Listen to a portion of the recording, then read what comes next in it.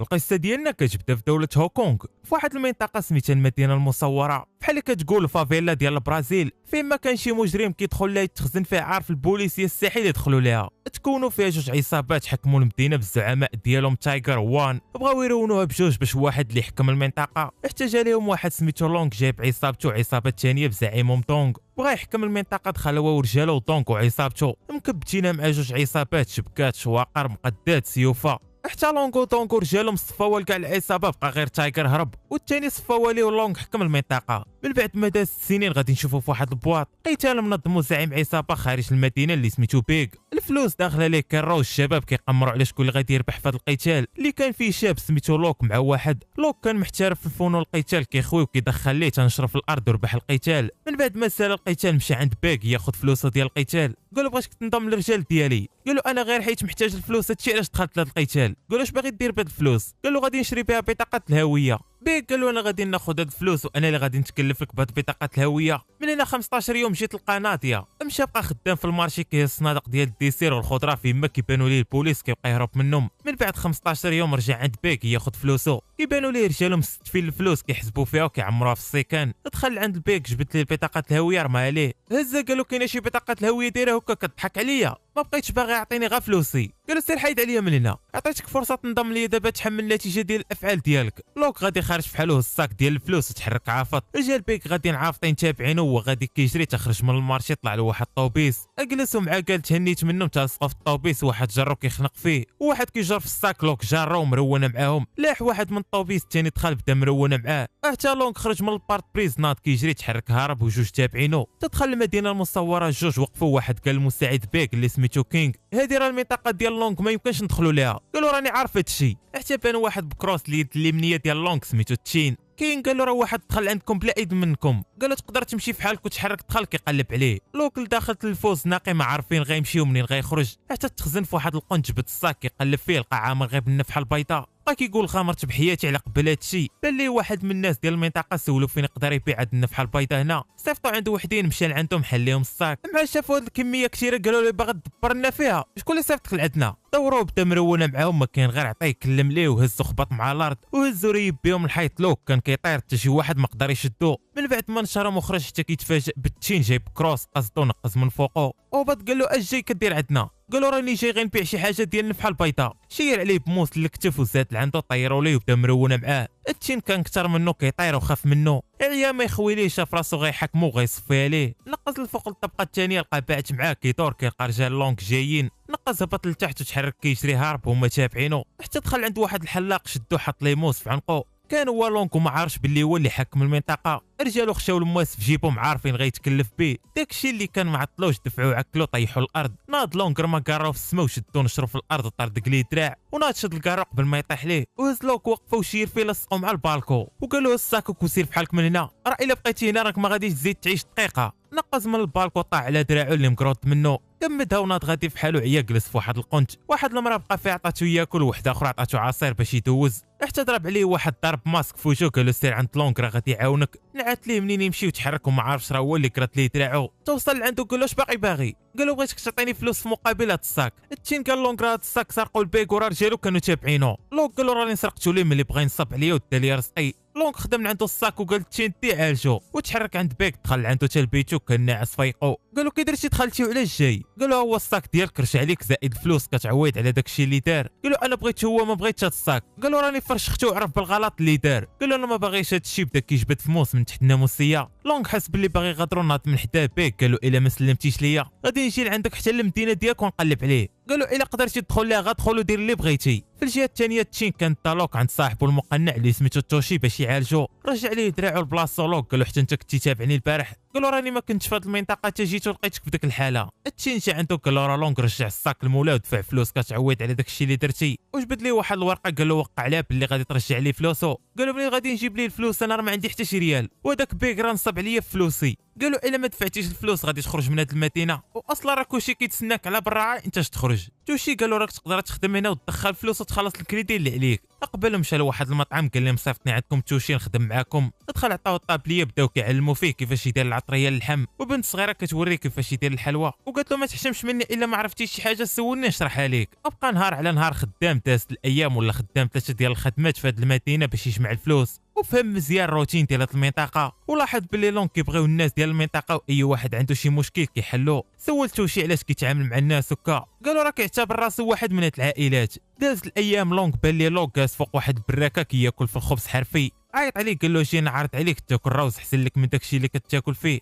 دخل المطعم حطوا ليه زلافه ديال الروز باللحم بقى كياكل فيها، وقال له محتاج شي حاجه اخرى، قالوا باغي غير شي بطاقه الهويه ولكن راه ما عنديش فلوسها. لونغ قال له راه الا بقيتي في هاد هونغ عاجلا ام اجلا غادي يشدوك ويرحلوك لبلادك. قال له عاوني انت، قال له راه ماشي قضيه فلوس ولكن راني ما لقيت لك جهد في هاد الشيء، ولكن غادي ندير الواجب. كتنعس مكرفص في الزنقه، قالت تنوجد له شي بلاصه الفوق يبقى ينعس فيها. داو عطاه حوايج جداد يبدل بهم، وقال له الا احتاجيتي شي حاجه قولها ليا. نهار التالي خدام كيوصل في السلعه لواحد المحل كيضرب على البنيه الصغيره واقفه في واحد القنت. قال اش كديري هنا؟ قالت له كنتسنى الام ديالي تخرج باش نمشيو فحالنا. حتى كيسمع واحد كيفرش في فمها قال لها شكون هو هذا؟ قالت له راه الاب ديالي ديما كيبقى يضربها حيت ما كتعطيش الفلوس. لوك ما بغاش يتدخل بيناتهم. نهار التالي سالا الخدمه وغادي في حالو كيلقى البنت الصغيره واقفه وهازه عينها الفوق. قال لها مالك شنو واقع؟ كيهز راسو كيلقى امها ميته ومعلقه فوق في السلوكه ديال الضو. لونغ جا شاف شنو واقع في المنطقه ديالو، الناس بداو كيتجمعوا. لوك طلع هبط الجثه من السلوكه وحطها في الارض. البنت بقات كتبكي على امها واختها كتسكت فيها ما لقات ما دير ليها. واش يقلب الجثه قال لهم هادي راه ماشي زلكات من الفوق، عداما مهرسين شي واحد اللي دار فيها هادشي. لونغ قال لهم راه البارح شفت راجلها كيفرشخ فيها. لونغ قال لهم ديوها دفنوها مور الواد. لونغ قالوا علاش ما غاديش تعلم البوليس؟ قالوا راه حنا في المدينه المصوره حتى شي واحد ما كيقدر يزعم يدخل ليها. من بعد لوك مشى لواحد المحل خدا 2 لعبات لصقهم في عينو وغطى وجهه هز حديده وعصر على راجلها بالليل حتى بان لي غادي للدار.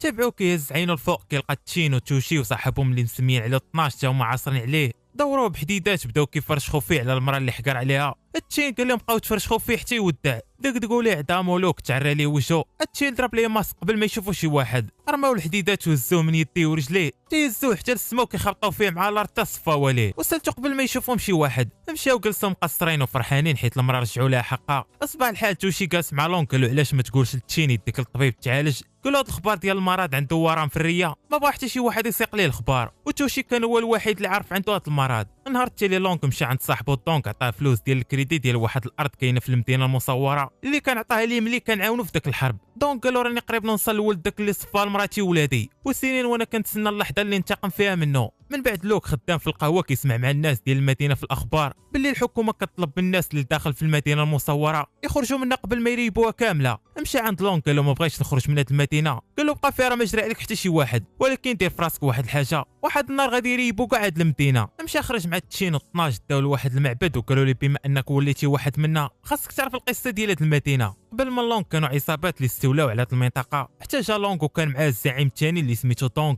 اللي كبتوه مع العصابات. وهاد دونغ كان جايب معاه واحد المقاتل سميتو تشينغ اليد اليمنيه ديالو ما كيعرف شي حاجه سميتها الرحمه. فمن بعد بغا يتقلب على لونغ ودونغ خطف لدونغ عائلته وصفى لهم قدام عينيه. ففونغ دخل معاه في قتال طيطاطي حتى صفى عليه. فدونغ ما بغاش ينسى العائله ديالو اللي صفى لها، كان عارف عنده ولد بقى كيقلب عليه الى يومنا هذا باش ينتقم منه يصفي لولده كيف ما صفى لعائلته. من بعد ما سالاو ليه القصه داو لواحد المطعم اللي تجمع فيه لونغ ودونغ وتايغر اللي كان حاكم من قبل هاد المدينه المصوره. دونغ قال لهم لقيت ولد تشينغ واخيرا غادي ننتقم منه. لونغ ملي سمع هادشي تغير الملامح ديال وجهه حتى دخل عليهم لوك سلم عليهم وبغى يجلس ياكل معاهم. لونغ قال له خرج برا كنت والشباب، هذه الطابله خاصه غير بالزعماء. خرج على برا لونغ وبقى كيشوف فيه تفكر الايام باش حكم المنطقه. كان تشينغ صاحبو حتى نهار تقلب على دونغ اللي طلب منه يرد ليه الجميل اللي دار معاه ويصفيها لتشينغ. فدخل معاه في قتال واحد ما بغى يصفيها الاخر. تشينغ قالوا نغطيو عينينا باش واحد ما يشوف الاخر، والا مت بغيتك تهرب مراتي وولدي من هنا. فلونغ صفى ليه قدام مراتو وولدو خرجهم من هونغ. وكانت ولد تشينغ هو لوك اللي هربوا لونغ هو وامو من البلاد ورجع لمدينته اللي تزاد فيها هو ما عرف حتى شي حاجه من هذا الشيء. في نفس اللحظه بيك جالس مع واحد السياسي اللي قالوا الحكومه قررت تعود الناس يخرجوا من ديك المدينه المصوره، وانا باغي ندير الاستثمارات ديالي في ديك المنطقه، بغيتك تقنعهم كاملين يخرجوا عندك الباي ديالك تما. كاين قال بيك الا بغيتيهم يخرجوا خاصك تحيد لونغ هو الاول، شوف دابا شي طريقه كي غدير لهم. قال له لقيتها، تحركوا عند دونغ بيك، قالوا بغيتك تكري لي الارض ديالك اللي عندك في ديك المنطقه ديال المدينه المصوره. قالوا ما نقدرش ندير شي حاجه بلا خبار لونغ، راه بحال خويا ما نقدرش نغدر به. قالوا ولكن هو قدر يغدر بيك، ياك كتقلب على واحد سميتو لوك انا كنعرفو. عطاه المعلومات ديالو، تصدم ملي شاف صورته. قالوا لي كتقول لي خويا راه خازنو عنده في داك المنطقه، مراتك وولادك ماتوا بسبب باه، هادشي باش كيجازيك خوك. دونك حقاد عليه كاع الفتره اللي داز، ضحك عليه فيها. في نفس اللحظه تشين فيق لوك وجمع ليه حوايج ودابا غادي تخويات هوكونغ. قالوا شنو واقع؟ قالوا راه انت هو ولد تشينغ ودونغ وتايغر راهم جايين يصفيوها لك. قالوا نوض يلا غادي نشوفوك شي باطو يخرجك من هنا. لوك قال لهم ما عندي فين غادي نمشي، انا ما داير والو. مشى عند لونغ قالوا باغي نبقى معاكم، اعترف ليه بلي هو اللي صفاها لباه.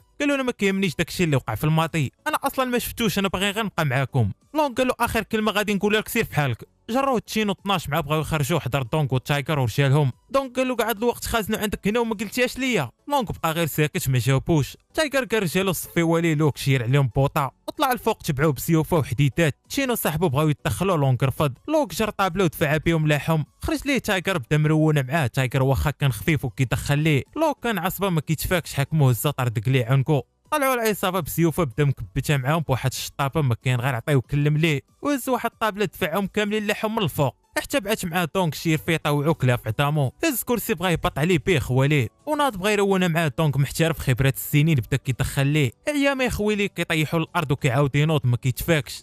طيحوا الارض كيخنق فيه. لوك جروا عنده عطلو ودن طير عليه، وناض هزو كيخبطوا مع الارض وتهز، حكموا برجلو قلبوا الارض وهزوا لاحو تخبط مع الحيط. مشى هز واحد الموس وغادي قاصدو يصفي عليه. لونغ بعت معاه شير فيه طوعو وقالو سير خرج بحالك من هاد هوكونغ. دونغ ناض غادي قاصدو، لونغ شدو الدار هبط عليه بموس. لونغ جاي قاصدو دار لعندو دك فيه موس للكرش، فكاع رجال لونغ دورو كيفرشخو فيه تتجبد في الارض. تشين جبد موس بغا يصفي عليه، لونغ حبسو وقالوا الحساب القديم اللي كان مع الاجيال القديمه ما غاديش يخلصوا هادشي اللي ما دار والو. تحرك بحال هو ورجالو قصد بيك اللي لقى غير المساعد ديالو كينغ. قالوا طلب الثمن اللي بغيتي غير صفيها لوك. حتى دخل بيك قالوا انا باغي نسيطر على ديك المدينه، قالوا اللي بغيتي غنعطيها لك غير صفيها لوك. في نفس اللحظه توشي عاش لوك، ولونغ قال تشين سير شوف شي باطو خرجوا هاد الليله من هنا. لونغ بدا كيكحب الدم كيخرج ليه من فمو، المرض انتشر في الداد ديالو. توشي قالوا راه خاصك تمشي للطبيب في اسرع وقت. قالوا فات الفوت نعيش الايام اللي بقات ليا. في نفس اللحظه بيك ورجالو دخلوا المدينه المصوره. كين كيقلب على لونغ زنقه بزنقه. تشين رجع عند لونغ، قالوا بيك ورجالو دخلوا المدينه، قال لهم خرجوا لوك من هنا غادي نفك هذا المشكل. توشي قال تشين سير معنا غادي نتكلف به. تحرك هو وياه خرجوا في كين شنو واقع.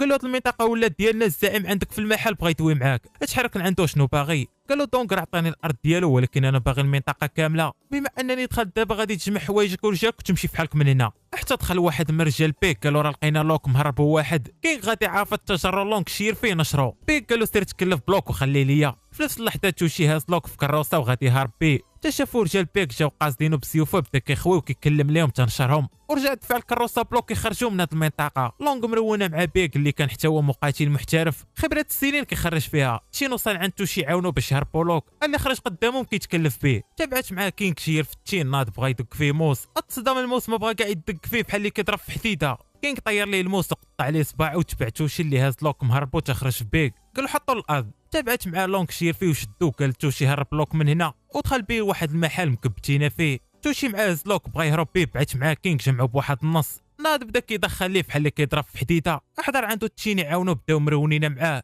كينغ شريكهم بجوج، تحضر 12 بالسيوفه عيا ما يضرب فيه بهم والو، ما داو منه والو. زاد عنده بثلاثه في دقه وحده، ما داو منه لا حق لا باطل. كيشرك فيهم بثلاثه وبيك مكبته مع لونغ في المحل. طيحو كان متاثر بالمرض مع بغا يصفي ليه. حضر واحد من رجالو قال لونغ غير خليه ليا. بدا مرونه مع تابيك، حكمو دق فيه جوج موات في الكرش. لونغ شاف كينغ غادي يصفي لوك، ناض جرو نشرو في الارض حتى كيبان ليه بيك خرج من المحل، هز نطرقه شيرعلو بها وقصدو شير فيه دخلوا للمحل. رجع الكينغ اللي حكمو دق فيه موس الكرش، جرو دخلوا المحل ودخلوا سد على راسو معاهم لداخل. رجالو على برا كيغوتوا ليه حل الباب، قال لهم هزوا لوك وسيروا هربوا من هنا. كينغ لداخل هز السيف وبدا كيضربوا بيه، ورجالو كيغوتوا على برا ما لقاو ما يديروا ليه. هزوا لوك تحركوا بيه، خرجوا من المدينه حطوه على برا. الناس شافوا عيطوا للبوليس واوبيلون جات داتو. من بعد لوك كيفيق كيلقى راسو في السبيطار، والبوليس ما لقاوش عنده بطاقه الهويه، ما ينطوه مع الباياس. في نفس اللحظه دونغ مشى للمحل ديال الحلاقه اللي كان عند لونغ، حتى دخل عليه بيك. قال له من بعد ما صفيتها لونغ المدينه ولات ديالي. قال له من حد لوك باقي عايش نسات المدينه راه ديالك، راه واحد النهار غادي يرجع على داك الشيء اللي درتو. كاين قال له باقي عايش في الخرافات، بغيتي تعرفنا واش مسيطرين على هاد المدينه؟ جاب لي ناس قال له راه كانوا الاراضي ديالهم هما اللي مور المدينه وخليتهم يبيعوا لنا بربع ثمن، وحتى انت غادي تبيع لنا الارض ديالك. دونك قال له يستحيل يكون هاد الشيء. قال له ما بغيتيش تبيع، هز مطرقه هبط عليه بها وقال لرجالو خشيو في داك القفص وما تخرجوا حتى يوافق يبيع لنا الارض، وخرج على برا كيقول الناس هز حوايجكم وخرجوا من هاد المدينه. واحد من رجالو قال له علاش ما تصفياش البيك وانت اللي تولي الزعيم وتتحكم في هاد المنطقه. في الليل بيك جالس في بيتو اللي عنده في الديبو حتى كيسمع شي صوت هز الساطوره وخرج كيشوف شكون، حتى بعات معاه كين كيخنق فيه بواحد السكته صفى ليه. لوك كانوا شادينو البوليس في واحد الملجأ باش يرحلوه، حتى لقاو واحد الوثيقه باللي تزاد في هوكونغ، صايبوا ليه بطاقه الهويه وطلقوه ما فهم والو وما كانش عارف راسو تزاد هنايا. تحرق قصه تايجر قال له فين غادي نلقى خوك 12 وتشين وتوشي، قالوا راهم ماتوا بسببك. لوك ضرب على الالواح ديال الوفيات اللي عندهم ما كاينين سمياتهم، قال له راه خاصني نصفي واحد الحساب مع بيك ورجالو، والا وقعت لك انت شي حاجه عرف حتى خوك غادي يوقع له نفس الشيء. عطاه البلاصه فين كاينين، مشى لعندهم كانوا في واحد البراكه، سلم عليهم وجلسوا كيدويو 12. قال لهم اش غادي نديروا دابا؟ لوك قال لهم نلعبوا، بداو كيلعبوا مقصرين حتى عياو ودخلوا ينعسوا. ناضوا الصباح ما لقاوش لوك، عرفوه مشى للمدينه المصوره اللي كان حكمها كينغ. لونغ كان جالس فوق واحد الدار، شافتو البنيه الصغيره اللي كان خدام معاها، قال لها سيري قولي لكاع الناس يدخلوا لديارهم ويطرقوا عليهم وما يخرجوش هاد الليله. مشات كتجري على المات خاتها عرفاتها غتكبت هاد الليله، بدات كتعلم في الناس ديال المنطقه، بدا واحد كيعلم في واحد تدخل كلشي لديارو وطرقوا عليهم. من بعد ساعه لوك جاي عافط في الدخله ديال المدينه، بدا مرونه مع رجال كينغ تنشرهم كاملين، وقصد كينغ بمطرقه وفاس اللي كان جالس داير حفله في وسط المدينه، كبتها مع رجالو اللي هبط عليه ما كيعاود ينوض. شبكات ديال بصح وكينغ مصدوم كيفاش باقي عايش، جاي قاصدو بفاس حتى خرجوا جوج كيتيروا عليه بسلاحات سلات تخزن ليهم. في نفس اللحظه وصل تشين بكروس نقص هبط على دوك الجوج، احضر 12 تبعوا توشي وبداو مرونين مع رجال كينغ اللي جاب جوج سلاحات وبدا كيتيري عليهم تفركتو، وتحرك تابع لوك وتشين و12 هز سيوفه ما كان غيطير لها رجل وحيد الاخر يد، وتوشي غادي كيقلب على كينغ ومرونه مع رجالو. لوك شد كينغ طير ليه سلاحات عيا ما يدخل ليه بحال اللي كيضرب في حديده، تحرك هرب هو تابعو توصلوا لواحد السطح، شد لوك مرونه معاه، لوك عيا ما يخوي ليه وكيدخل ليه، احضر عنده توشي و12 وتشين بدا مرونين معاه بربعه، والو الساطورات والمطارق والسيوفه ما داو منه الحق لا باطل. 12 قال لهم ربطوا بالكرداش، بدا كل واحد كيربطوا من جهه وبداو كيهزوا فيه حتى السما وكيخبطوا مع الارض، والو جرهم لاقاهم بربعه وفك الكردات على يدو بدا مرونه معاهم، ما كاين غنشر في الارض بربعه ما طاموش حداه. التشينات غادي قاصدو يتلا حواويه من الفوق، لوك جرو دفعوا تلا حواويه، والتشين شد الحبل اللي كان لاصق الكينغ في يدو باش لوك ما يطيحش. لوك جبد موس خشالي في فمو سدو بدا كيخبط فيه تصرات الموس، كينغ دفعوا طيحوا على واحد الحديدات ورجع طلع الفوق. هز تشين بغا يرميه من الفوق، تبعت مع لوك وبدا كيشير فيه وقال لصحابو راه صارت موس، هذه هي الفرصه ديالنا، الموس غادي يقطع ليه كاع الاعضاء اللي عنده لداخل. ناضوا بداو كيدخلوا ليه والموس هابط كيقطع ليه في الاعضاء تجبدوه في الارض. لوك هز السيف وعطاه لتشين ينتقم من لونغ، مشى قصدو دقوا ليه في الكرش صفاليه بنفس الطعنه اللي كان طعن بها لونغ. من بعد لوك مشى خرج دونك من القفص اللي كانوا سادين عليه فيه، ورجعوا الناس للمدينه يعيشوا فيها ورجعوا للحياه الطبيعيه ديالهم. وحتى لهنا غادي تسالي القصه ديالنا. كنتمنى تعجبكم وتخلوا لنا شي لايك وكومونتير. تهلاو.